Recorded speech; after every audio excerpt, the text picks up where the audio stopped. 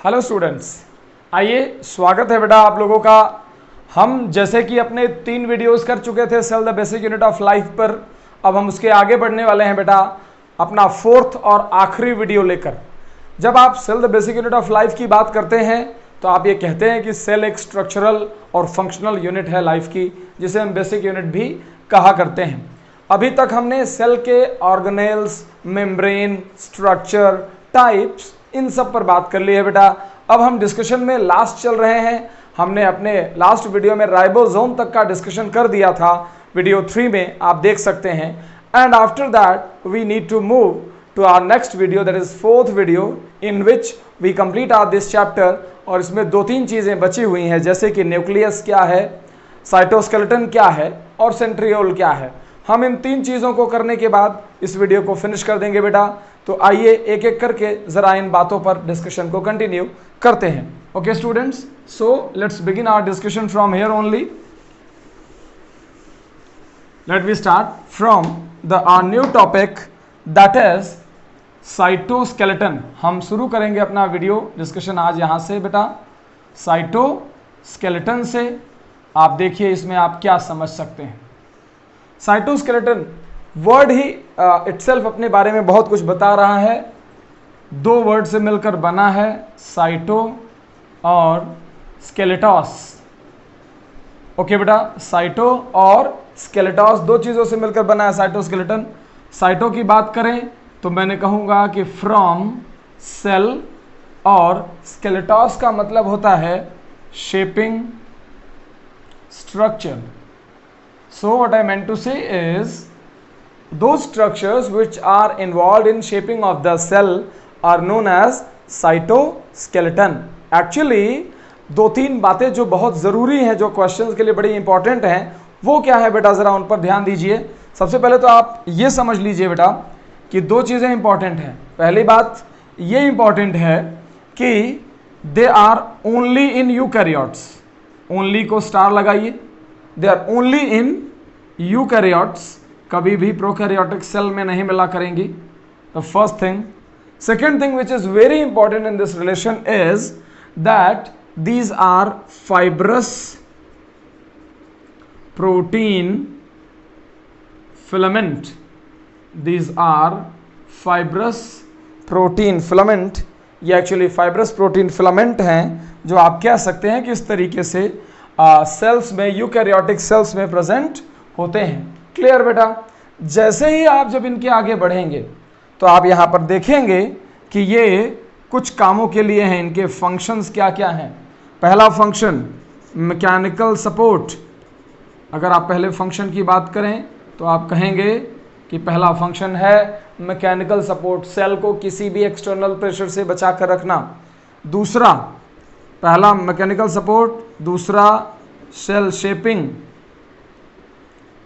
तीसरा protection of cell organelles. तीसरा देखिए बेटा, प्रोटेक्शन ऑफ सेल ऑर्गेनेल्स। ठीक है, तो ये कुछ चीजें हैं जो आप एग्जैक्टली देख सकते हैं कि इनके फंक्शंस हैं। यानी साइटोस्केलेटन के 2-3 बातें। पहले तो हमने नेमिंग का रीजन बताया कि why they have been named this. Second, हमने 2 बातें और मार्क करी। पहली बात कि ये केवल यूकैरियोट में है, दूसरी फाइब्रस प्रोटीन फिलामेंट है। फिर हम जब थोड़ा सा और आगे बढ़े बेटा तो हमने मैकेनिकल सपोर्ट, सेल शेपिंग, और उसके साथ साथ हमने ये भी क्लैरिफाई कर दिया कि प्रोटेक्शन ऑफ सेल ऑर्गेनेल भी ये कर सकते हैं। इन सब कामों में ये जनरली इन्वॉल्व होते हैं। ठीक है, अगर आप इन प्रोटीन कंपोनेंट्स की बात करें, साइटोस्केलेटन की बात करें, तो there are 3 components in that relation. So I have mentioned here as 3 components. इनके 3 component हैं बेटा. Let me write it for you. First is like microtubule. First is like microtubule. In short, it has been written like MT. And the second one is like microfilament. Okay, microfilament, that should be written like MF. And the third is like intermediate filament. Intermediate filament, और जब ये intermediate filament होगा then you will call it as IF। Okay students, देखिए microtubule, microfilament, intermediate filament, these three are actually component of cytoskeleton present in eukaryotic cell। मैं summarise करता हूं one by one. There are three components: microtubule, microfilament and intermediate filament. They collectively form cytoskeleton, which is present inside cell for cell shaping. Present in eukaryote, they are fibrous protein components and they have following three functions. In this relation you could understand like this: they are present in cilia and flagella, they support plasma membrane as well. So you could understand all these processes in that relation.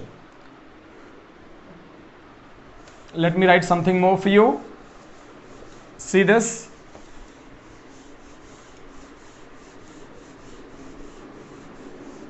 I am writing here as present in cilia and flagella, present in cilia and flagella, पहला point. दूसरे point में अगर आप हैं तो cytoskeleton में ही मैं आपको ये भी यहीं जोड़ देता हूं बेटा कि ये जो कंपोनेंट हैं ये सेल के अंदर ट्रांसडक्शन ऑफ सब्सटेंसेस, आपने एग्जैक्टली पढ़ा था कि साइक्लोसिस होती है। Cyclosis is cytoplasmic streaming. I have told you that inside a eukaryotic cell, that is nucleus, and there is circulation of cytoplasm around the nucleus takes place, that is called as cyclosis. So what I am trying to tell you here is that cyclosis is supported by cytoskeleton only. So I am here is involved in intracellular transport of substances, intracellular transport of substances. If I say intracellular transport of substances, what I meant to say? I meant to say about cyclosis, as they are involved in cyclosis process. So you should recollect this information for understanding what the other functions can be played by cytoskeletal component. Okay students, so इनके ये तीन component हैं, इस तरीके से इस पे बात फर्दर हो सकती है। मैं आगे बढ़ूंगा, आपको दो चीज़ें और कनेक्ट कराता हूं। ये तो हम समझ ही गए हैं बेटा, मैं जो और हल्की फुल्की चीज़ें हैं ज़रा उन पर बात करता हूं। ये सिलिया और फ्लैजेला क्या है? सिलिया और फ्लैजेला क्या है? सो if I drawing like this, अगर मैं कहूं कि सिलिया एंड फ्लैजेला की बात करेंगे तो मुझे लगता है that you people can understand it clearly कि what is cilia and flagella, difference क्या है इनमें। अगर आप cilia और flagella की बात करें तो दोनों में हम कुछ पॉइंट लिस्ट आउट कर लेते हैं लाइक दिस। सबसे पहले तो cilia में अगर बात करें तो आप कहेंगे कि स्मॉलर इन साइज, यहां मैंने कहा लार्जर इन साइज।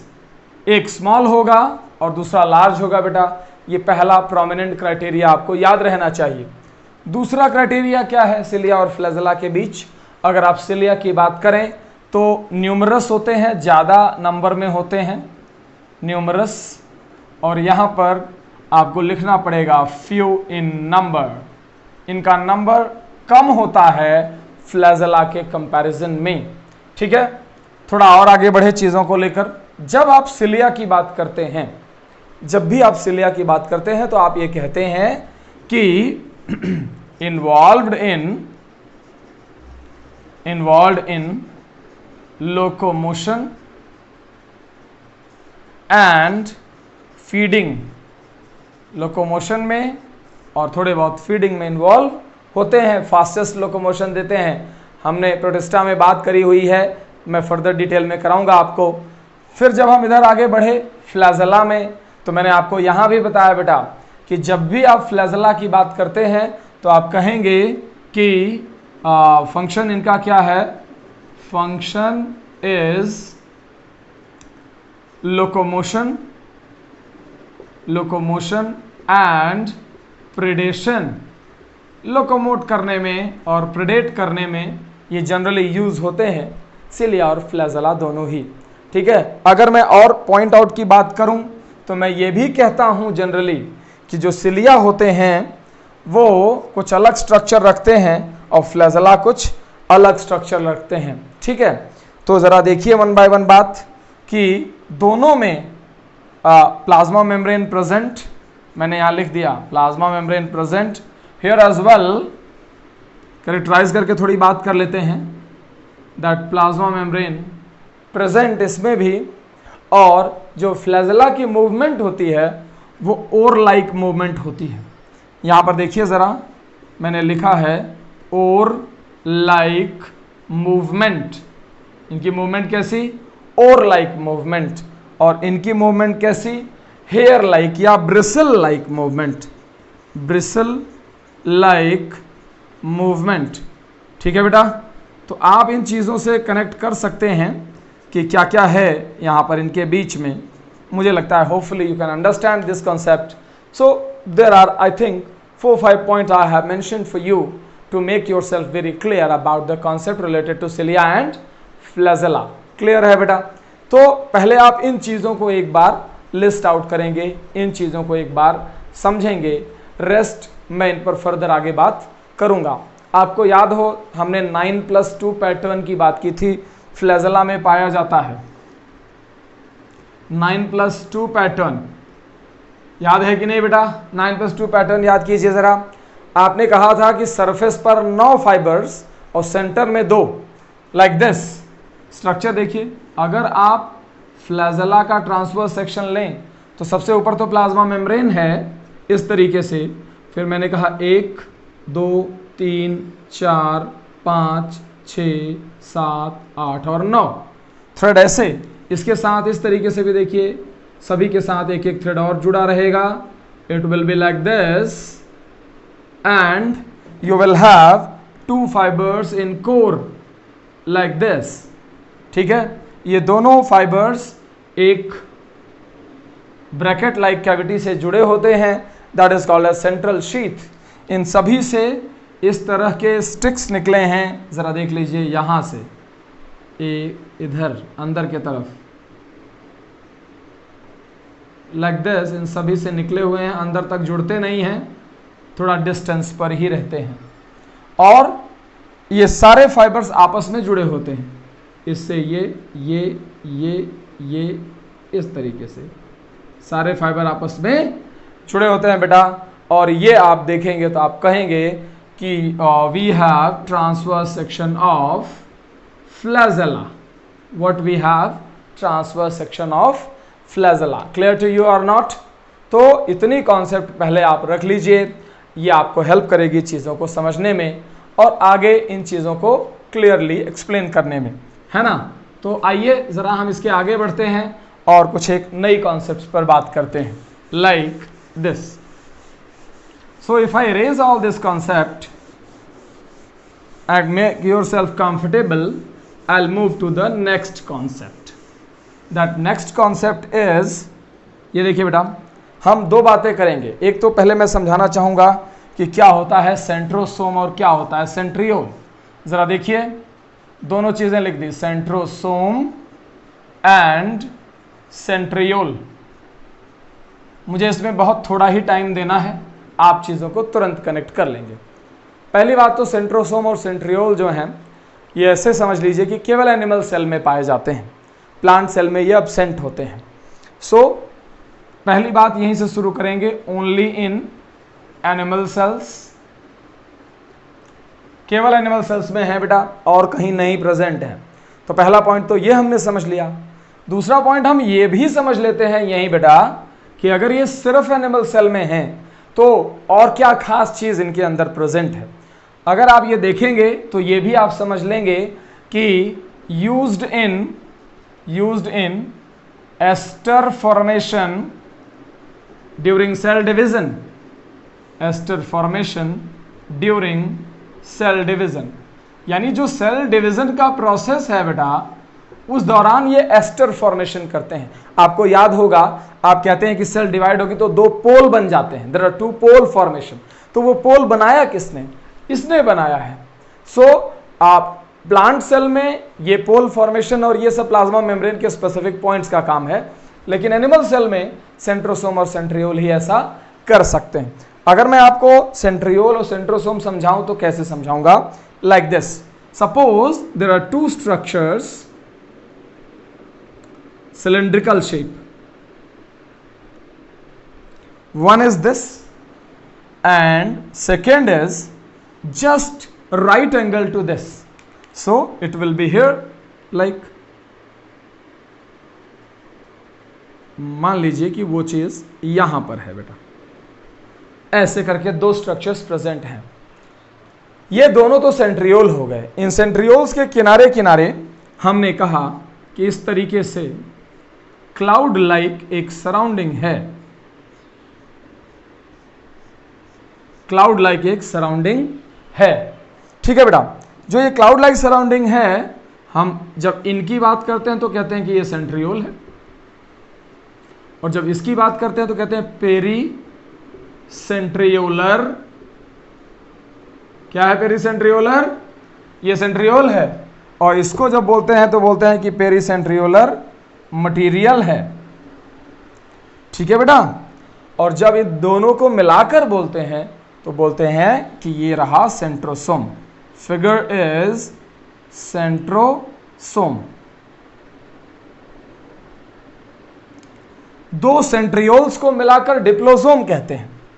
एक सेंट्रियोल ये है और एक सेंट्रियोल ये है। If someone is mixing both centriole, then the structure will be called as diplosome. Then the structure will be called as diplosome. Diplosome, pericentriolar material सब मिला देंगे तो मिलकर बनेगा सेंट्रोसोम, जो कि आप बहुत अच्छे से ध्यान रखेंगे कि केवल एनिमल सेल में पाए जाते हैं, एस्टर फॉर्मेशन करते हैं during cell division. Aster formation से मेरा मतलब पोल फॉर्मेशन से है। What I meant to say is pole formation for cell division, that is very important to understand or think it upon.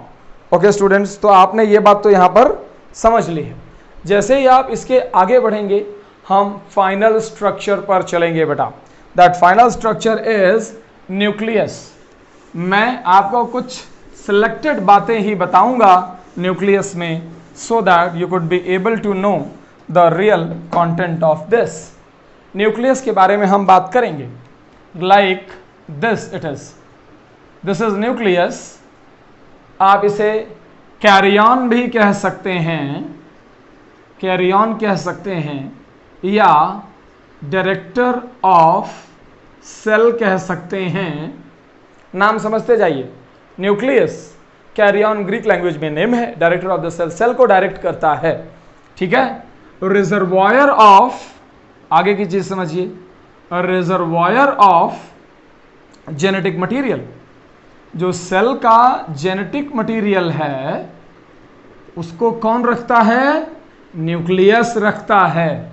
Cell के genetic material को store करके रखना, उसको प्रोसेस करना, उससे कॉपीज बनाना और उन कॉपीज को एक्सप्रेस करना, यही इसका काम है। तो एक तरफ न्यूक्लियस है, कैरियन है, डायरेक्टर ऑफ द सेल है, reservoir of the genetic material है, बहुत सारे नाम हैं। आपको एक एक करके बड़े सारे नाम बताए जा सकते हैं, लेकिन मुझे लगता है कि 3-4 नाम सफिशिएंट हैं। You need not more names. Okay, so moving to the content part, foremost I want to tell you one thing very importantly, that the nucleus was first discovered by Robert Brown. First discovered by Robert brown. Clear? Robert brown का नाम जरूर याद रखें। ठीक है। इन्होंने, Robert brown ने ये बताया कि कुछ डार्क मटेरियल है, डार्कली स्टेन मटेरियल है, आप उसको समझ लें। रॉबर्ट ब्राउन ने डिस्कवरी कर दी, लेकिन इसकी पहली बार जो डिटेलिंग है कि ये करता क्या है, फंक्शनिंग क्या है, that was explained by someone else. ठीक है। So I am here to write is its significance was explained by Joachim Hammerling, Joachim Hammerling, J Hammerling, okay, on Acetabularia. I have told you this algae is called as umbrella algae, umbrella plant. तो umbrella plant पर पहली बार experiment करके Joachim Hammerling ने बताया कि nucleus करता क्या है. Nucleus is actually controlling the all functions related inside cell. So इस बात को पहली बार एक्सप्लेन किसने किया बेटा? जोआचिम हैमरलिंग ने, through his experiment on Acetabularia that is called as umbrella plant. It is unicellular green algae. क्या है ये? यूनिसेल्युलर ग्रीन एल्गी है. ये एक यूनिसेल्युलर ग्रीन एल्गी है जो बड़ी सेल्स में भी कंटेंडर है, मतलब एक सेल 10 सेंटीमीटर डायमीटर की है बेटा. तो इसलिए बड़ी सेल है, सफिशिएंट है. तो आप उसमें देखकर समझकर बता सकते हैं कि क्या इसका इंपॉर्टेंस है, किस तरीके से इस पर बात कही जा सकती है. अगर हम आगे बात करें तो कुछ टर्म्स की बात कर देंगे. टर्म्स की ध्यान रहे कि nucleus term, nucleus was given by Robert Brown. Chromatin term chromatin was given by Fleming. Who gave the term? Chromatin term given by Fleming. तो इस तरीके से हम चीजों को समझते हैं. क्रोमैटिन है क्या, मैं आपको समझाता हूं. सबसे पहले बात कर लेते हैं स्ट्रक्चर ऑफ न्यूक्लियस की. Let me draw something for you. Structure of nucleus की बात कर लेते हैं. आप चीजें तुरंत ही समझ जाएंगे बेटा, वन बाय वन. हमें ज्यादा परेशान उसमें होने की जरूरत है ही नहीं. देखिए जरा क्या है न्यूक्लियस.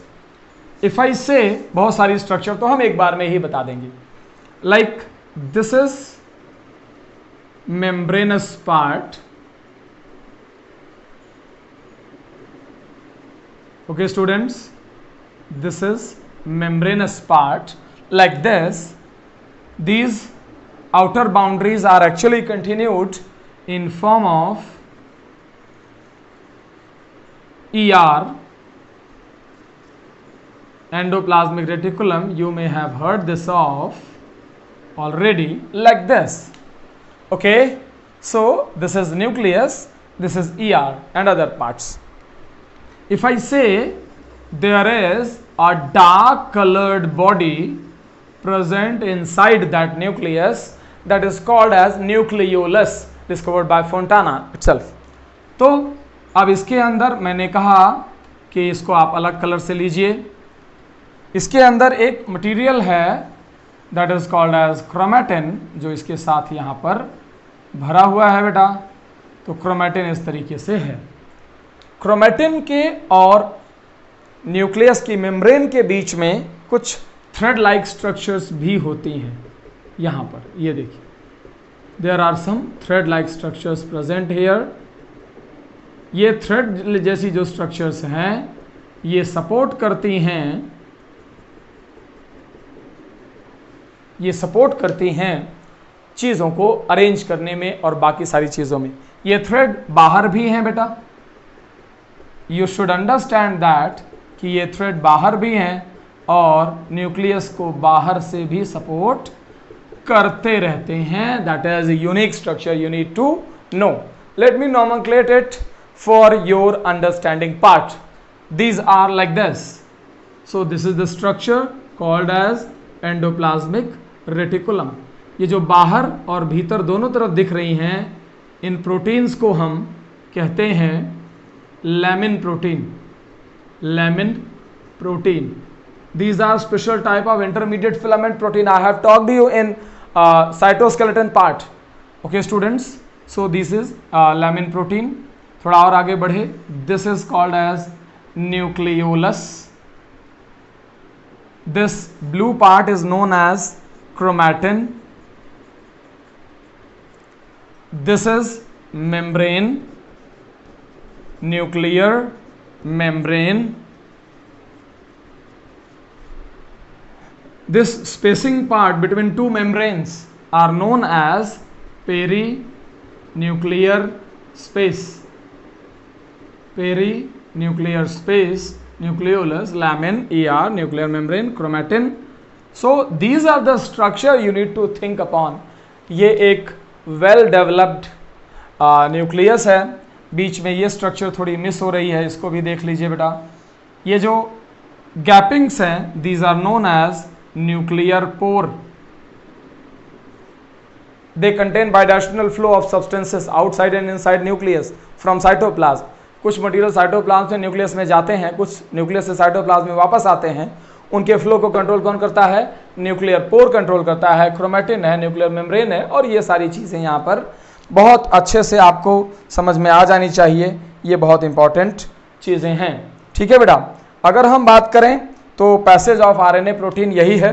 NCERT में ये बात लिखी हुई है, मैं यहाँ पर लिख दे रहा हूँ. Passage of RNA plus protein, RNA plus protein by directionally. इसकी डायरेक्शन कैसी है? By directionally. So the direction is actually both ways. That is very important point to be understood by you. Please be careful that chromatin is nothing but DNA plus histone, जो यहाँ पर है genetic material के form में उसके साथ लगा हुआ है. That need to be very important. ये जो पार्ट इसका है लैमिन का, जो पोर के सामने है, that is called as annulus. Annulus is the part of lamin which is in front of nuclear pore. It is actually flap-like door-like structure which control the flow of substances outside and inside of nucleus. Clear to you or not? So this is very important point to be remarked. बहुत सारी सभी sales में nucleus पाया जाता है, कुछ sales में nucleus नहीं भी पाया जाता. तो आइए मैं ज़रा उन चीज़ों को एक एक करके आगे बढ़ाता हूँ, देखते हैं हम और क्या सीख सकते हैं. ओके बेटा. So these are the things. Cells without nucleus. फिलहाल दो तरह की सेल्स होती हैं जो बिना न्यूक्लियस के मेंटेन कर सकती हैं. First is mature RBC and second is in plant cell. If you talk you could say about sieve tube element. Okay, these are the cells which do not have nucleus. First is mature RBC, and the second is sieve tube element in plant. sieve tube element और mature RBC ये दो ऐसी sales हैं जिनके अंदर nucleus नहीं पाया जाता. दे आर कॉल्ड एज इन्यूक्लिएटेड और अन्यूक्लिएटेड सेल्स. सो ये कुछ पॉइंट्स हैं यहाँ पर जो चीज़ें आपको समझ में आएंगी. A nucleus contains 2.2 metre DNA in humans diploid state. जब ह्यूमन 2n स्टेट में होता है तो लगभग इतना DNA उसके अंदर कंट्रोल होता है. अगर आप मुझसे कहें कि सर न्यूक्लियोलस क्या है, तो मैं उसके बारे में भी बता दूं कि न्यूक्लियोलस कुछ और नहीं बल्कि जो न्यूक्लियोलस होता है, that is very importantly to be noted here as nucleolus is site of ribosome synthesis. Site of ribosome synthesis. ये वो जगह है जहाँ पर राइबोसोम बन करके तैयार होते हैं और इस तरीके से वहाँ से फिर आगे चीज़ें चलती हैं. स्ट्रक्चर ऑफ न्यूक्लियोलस हमने बता दिया कि डेंसली है, डेंस पार्ट है. तो इस तरीके से आप वहाँ पर चीज़ों को समझ सकते हैं. ठीक है. न्यूक्लियोलस की खास बात ये है कि ये नॉन मेम्ब्रेनस भी है, इसमें कोई मेम्ब्रेन नहीं है. Non membranes granular structure. ये भी कह सकता हूं that formed by specific part of chromosomes. Chromosome के ही कुछ स्पेसिफिक पार्ट से बना हुआ है बेटा. Formed by specific part of chromosomes. You need to know that is very important to be known. ये नॉन मेम्ब्रेनस है, ग्रैन्युलर है, और ये सब बातें तो आप धीरे धीरे करके समझ ही जाएंगे। ये सब कुछ ज़रूरी चीज़ें हैं जो आपको न्यूक्लियस में याद रखनी चाहिए।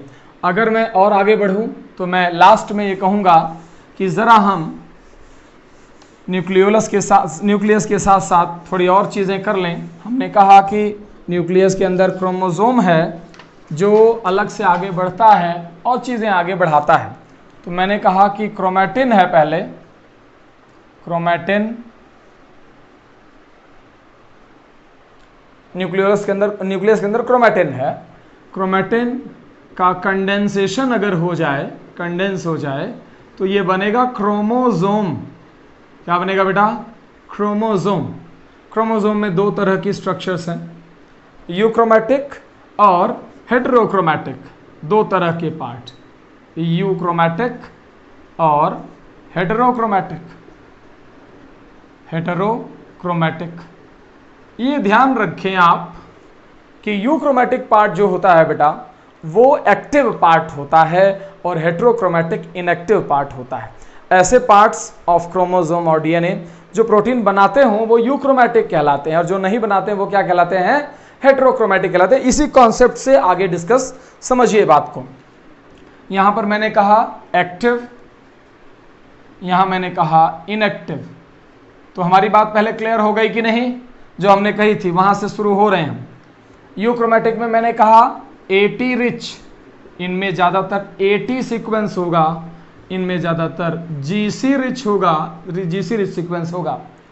फॉर्म प्रोटीन, ये एक्टिव हैं तो प्रोटीन बनाएंगे ही, और ये डू नॉट फॉर्म प्रोटीन, इनका प्रोटीन से कोई मतलब नहीं है, प्रोटीन नहीं बनाएंगे। एक जनरल ह्यूमन की अगर बात करूं मैं तो यूक्रोमैटिक पार्ट अराउंड 2% है और हेटेरोक्रोमैटिक पार्ट अराउंड 98% है। इस तरीके से आप चीजें समझेंगे। Whenever you see the chromosome you will find the specific band on to it like this. Suppose I say कि मैंने यहां पर ये दो तरह की चीजें बनाई हैं। देखिए जरा ध्यान से, अगर मैंने कहा कि एक डीएनए ये रहा और दूसरा डीएनए ये रहा बेटा, देखिए दो स्ट्रैंड्स हैं। इस तरीके से मैंने कहा कि ये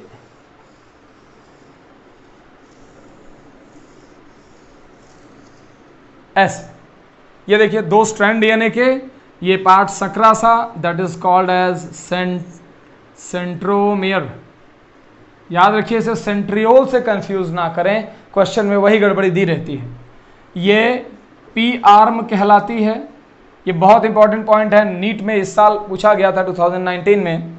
and this is called as Q arm, छोटी आर्म को पी आर्म और क्यू आर्म कहते हैं। इस तरीके से ये बातें हैं। स्टैंडर्ड क्रोमोसोम ऐसा दिखना चाहिए। जो ये बाहर मेम्ब्रेन है दैट इज मैट्रिक्स, जो अंदर कॉइलिंग पार्ट है दैट इज डीएनए। ठीक है बेटा, तो ये इस तरीके से है। क्रोमोसोम की सेंट्रोमियर पोजीशन के अकॉर्डिंग क्रोमोसोम 4-5 तरह के हो सकते हैं। ठीक है, मैं उनके नाम लिख देता हूँ। क्रोमोसोम के टाइप्स ऑफ क्रोमोसोम्स, ये कुछ एक नाम है, ज़रा देखिए। सबसे पहले मैंने ऐसे करके बात की, मैंने कहा कि मेटासेंट्रिक होते हैं, सब मेटासेंट्रिक होते हैं, मेटासेंट्रिक होते हैं, सब मेटासेंट्रिक होते हैं, एक्रोसेंट्रिक होते हैं, टेलोसेंट्रिक होते हैं, टेलोसेंट्रिक होते हैं और असेंट्रिक भी होते हैं। सेंट्रोमियर मेटासेंट्रिक है तो एकदम किनारे रहेगा, सब मेटासेंट्रिक बीच में रहेगा, और इस तरीके से ये सारे नाम दिए हुए हैं यहाँ पर, आप इसे समझ सकते हैं। मेटासेंट्रिक मतलब वी शेप, सब मेटासेंट्रिक मतलब एल शेप, एक्रोसेंट्रिक मतलब जे शेप, टेलोसेंट्रिक मतलब आई शेप, और असेंट्रिक का कोई शेप नहीं है क्योंकि सेंट्रोमियर ही नहीं है। ठीक है, so this is the part related to conclusion regarding the structure present inside nucleus. तो ये क्रोमोसोम, उनके पार्ट, यूक्रोमैटिक, हेटेरोक्रोमैटिक, ये सारी चीज़ें मैंने आपको समझा दी हैं। इस चैप्टर को एक बार रिवाइज कीजिए, आपका नीट बहुत अच्छे से इस चैप्टर के मामले में रिवाइज कंप्लीट हो जाएगा। Okay students, thank you.